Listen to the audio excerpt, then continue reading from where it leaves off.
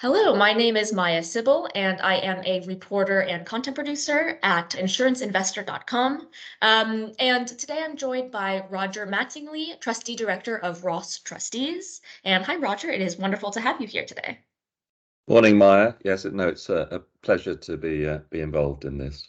Yeah, we're excited to have you. Roger will be speaking on day 2 of Private Markets Investor Europe 2023 in London on the 29th of March. And he will be in a morning panel discussion on how investors can insulate their portfolios from the impact of external drivers, which includes inflation, fee pressures, geopolitical changes, and of course, monetary and fiscal policy. And Roger, I'm just going to dive straight into the questions right now. So here we are with question number 1. From your perspective, from a trustee perspective, what would you say are the 3 most significant external drivers that investors are experiencing currently in 2023? Okay, well, much of the external drivers, many of the external drivers are inherited from 2022 in terms of obviously the ongoing Ukraine-Russian situation, the ongoing fairly sticky core inflation across the globe as we speak. And supply chain issues can continue, and the geopolitical aspects of all of that in terms of, in particular, supply chains and resources will be a constant theme, I think, throughout 2023 and beyond.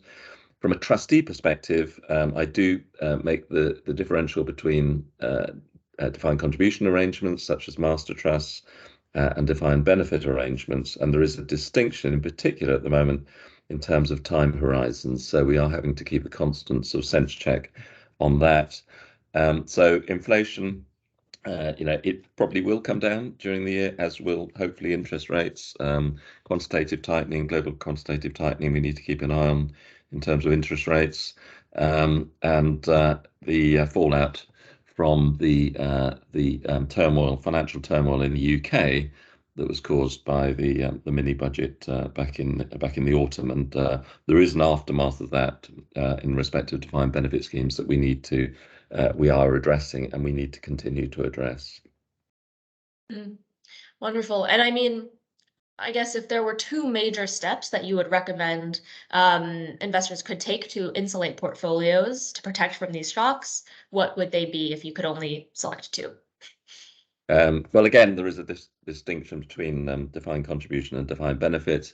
Defined contribution schemes were severely hit by the fall in bond markets last year. So a reduction in duration and the use of multi-asset credit is quite topical at the moment in terms of these schemes to try and reduce the sensitivity to interest rates, and you could say to inflation in a way as well, as far as that's concerned.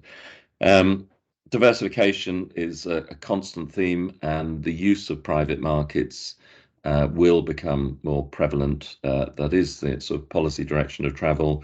There are initiatives, regulatory initiatives designed to be able to broaden the horizons in terms of investments to create that diversification. So I think diversification and reduction in duration will be fairly key in DB schemes. Of course, every effort to insulate against fluctuations in the value of the liabilities it will continue despite the saga of LDI towards the end of last year. And I mean, you've touched on diversification a little bit, but to get sort of into the nitty-gritty of what is a very hot topic right now, inflation, of course. And you said you can see it going down in a while, but how can investors very specifically work to insulate from inflation shocks, and where do you see that heading, I think, towards the end of 2023, even beyond?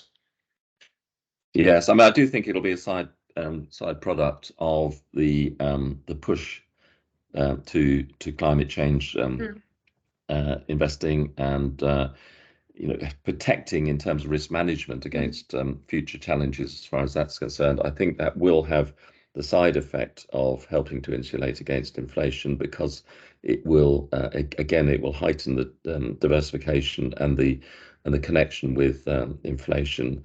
Equities have historically, whether they will continue to do so, but equities have been helpful in terms of insulating against inflation and having not a direct correlation, but some correlation within inflation. I mean, I do think inflation will, by the end of the year, will be back in manageable territory.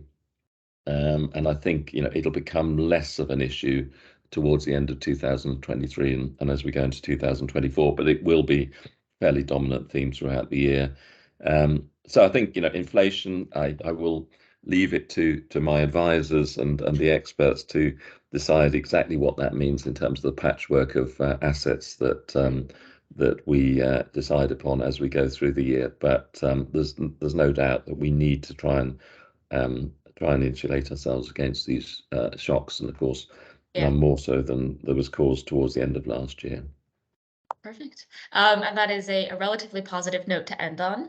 But thank you so much, Roger. And just as previously mentioned, Roger will be speaking on day 2 of Private Markets Investor Europe, which is on in London on the 29th of March. And he is in an early morning panel on insulating portfolios from the detrimental impact of external drivers. And again, thank you for being here, Roger. If anyone would like to find more information, you can just go to europe.privatemarketsinvestor.com.